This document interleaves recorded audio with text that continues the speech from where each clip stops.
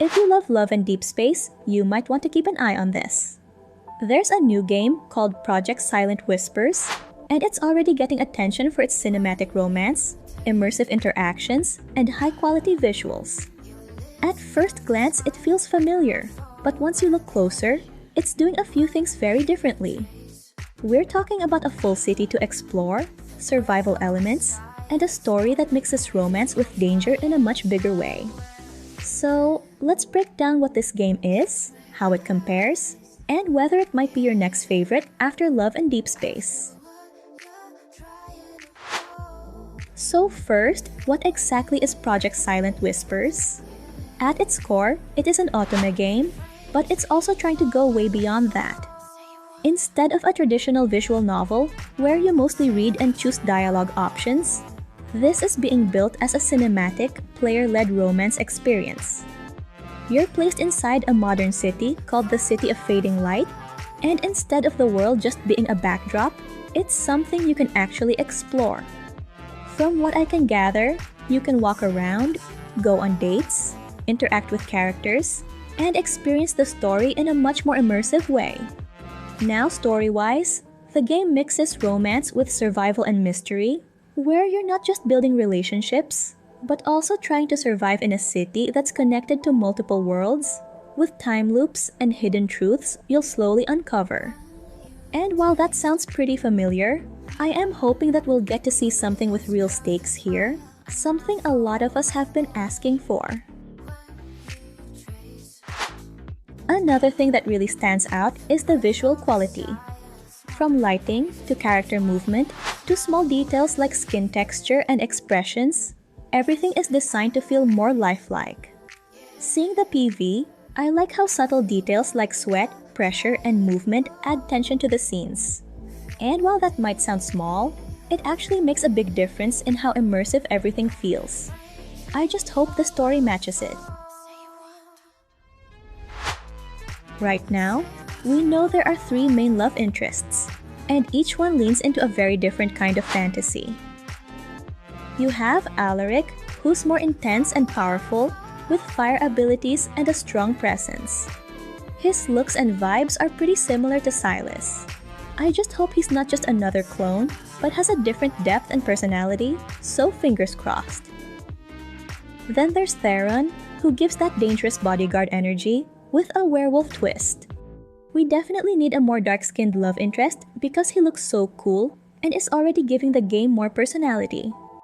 And then we have Valen, who feels softer and more mysterious, with ice abilities and what seems to be a gentler personality, at least on the surface. And can I just say, he looks so pretty. I just hope that being mysterious isn't his whole personality, that there's actual depth. I definitely think 3 is a strong start. A big focus of the game is player freedom, where you're not just following a fixed path, but you actually get to choose how you spend time with these characters.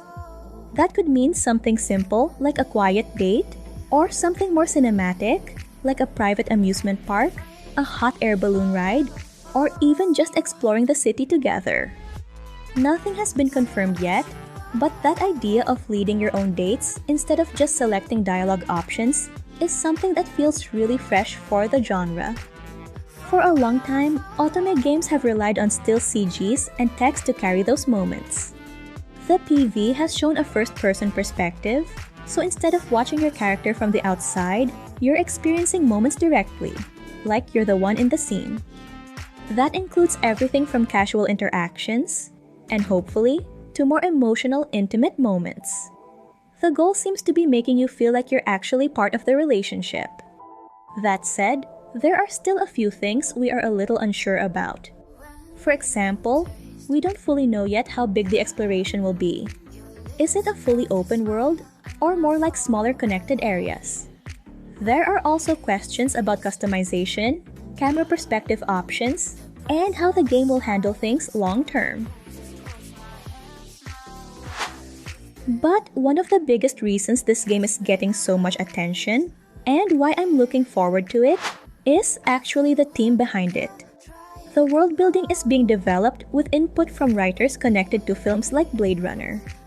And the developer, Arcasar Games, already has experience with large-scale, high-quality PC and mobile games like Dragon Raja and Life Makeover, both of which I have played and obsessed over at some point, especially their life sim elements.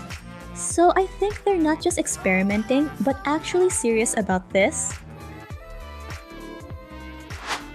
Now the real question, is Project Silent Whispers actually worth your time? Or is it just something that looks good in trailers?